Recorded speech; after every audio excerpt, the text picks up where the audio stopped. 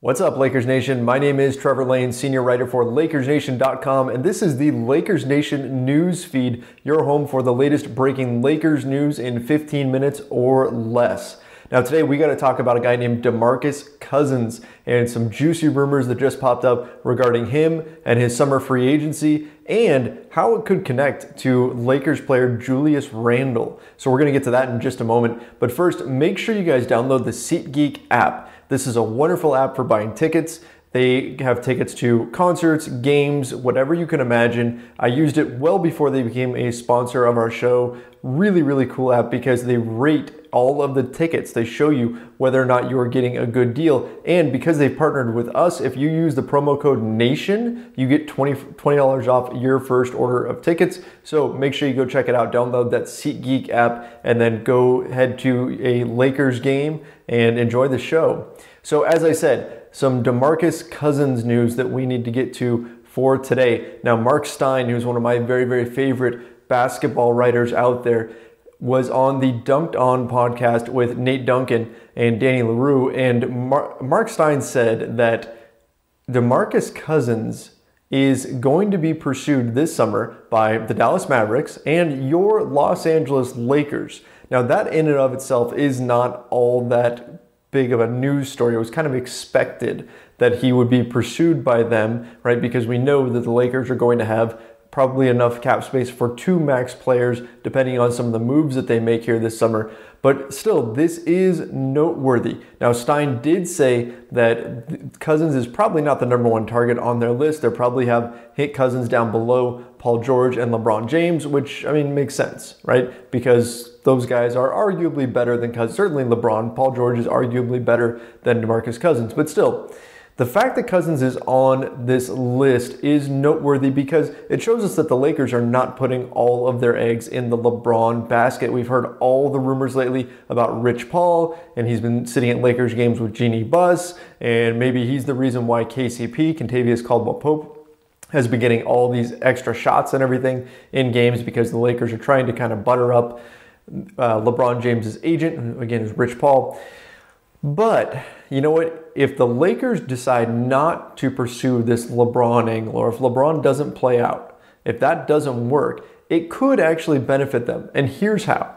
Okay, LeBron James, his max salary is just over $35 million.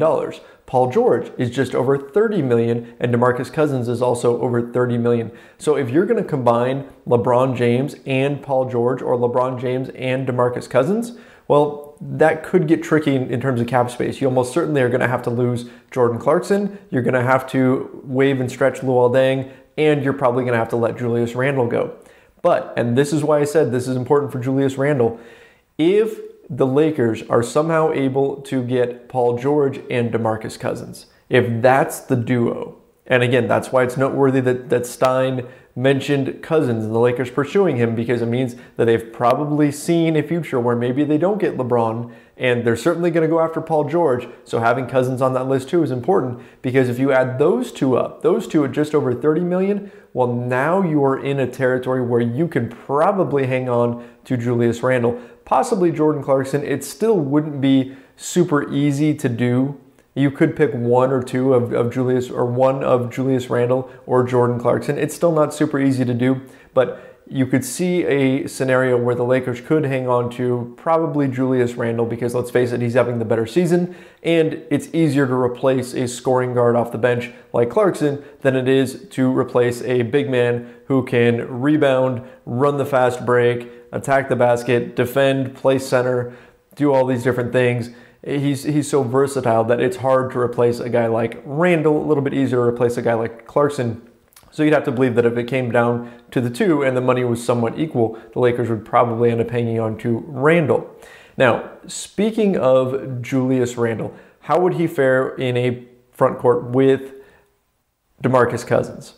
Well, you know what? There's some red flags that go up there, right? First of all, a lot of people, when they hear DeMarcus Cousins, they think, oh, he's a head case. Julius Randle has been known to kind of pout at times and isn't happy when he's not playing well and all that. Those two might be kind of a weird mix. They're both Kentucky guys though, and ultimately the talent is there, so you have to think that the Lakers would probably take a risk on it. Although I hear you guys, when you're on Twitter, you're commenting, people are saying, oh no, we don't want DeMarcus Cousins, he's a head case.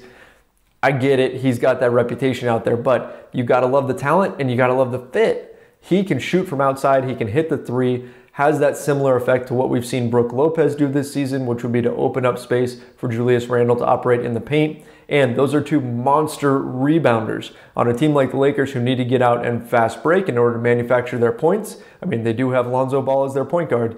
You want guys who can rebound and then kick the ball out and transition quickly.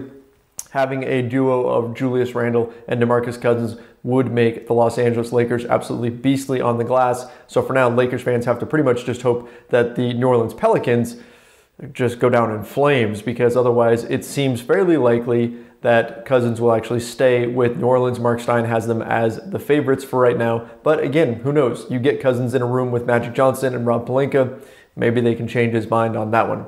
Now, speaking of Julius Randle, some important news that came out the other day on that. Now, Bobby Marks of ESPN mentioned that the Lakers are having trouble or will have trouble finding a trade partner for Julius Randle if they do look to deal him, because a lot of teams think that they can just get him over the summer.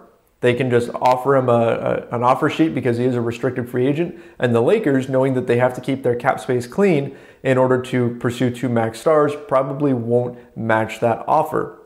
Well, there's a few things in play here. First of all, if the Lakers do decide that they are going to match on Randle, they've got a little bit of time to figure that out, right?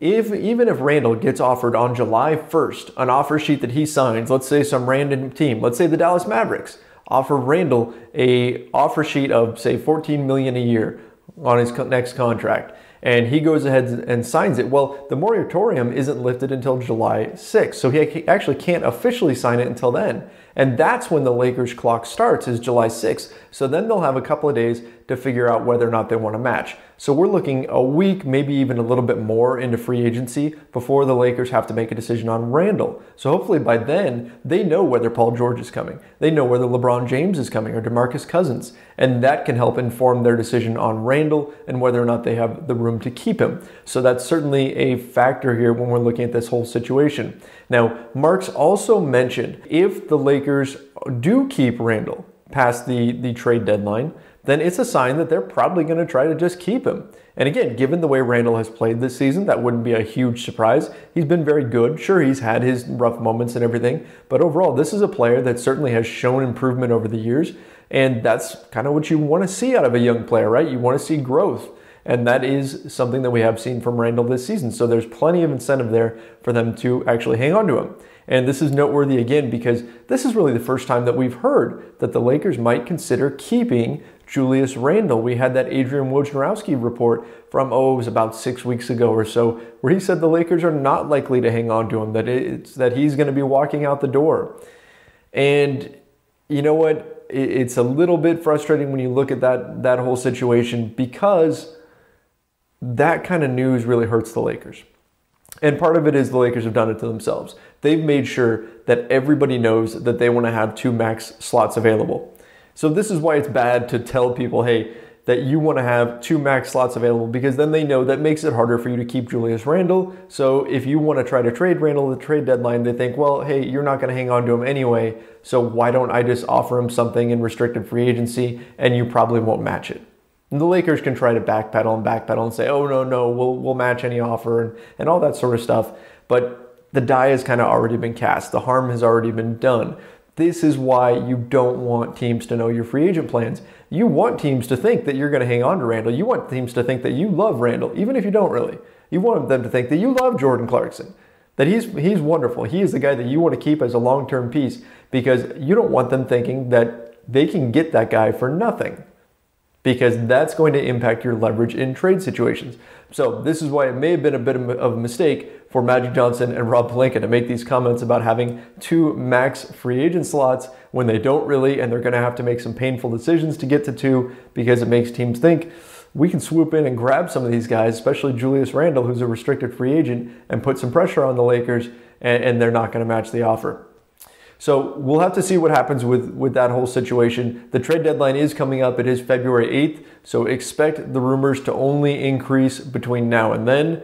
But still, for right now, what we know is that the Lakers are indeed expected to go after DeMarcus Cousins. And just doing a little bit of math, if they are able to land DeMarcus Cousins and Paul George, there is the potential of still hanging on to Julius Randle, which would be a heck of a fun team. I mean, think about that. Put that together. You've got Lonzo Ball, Brandon Ingram, Paul George, Julius Randle, and DeMarcus Cousins all in the same lineup. That could be a very, very good team, and that's certainly something that Magic Johnson would be trying to sell DeMarcus Cousins on next summer when free agency begins on July 1st. That's going to be about it for today. Again, guys, don't forget, download that SeatGeek app and use the promo code NATION. You guys can find me on Twitter at Trevor_Lane, and of course, go to LakersNation.com for all the latest breaking Lakers news. See ya.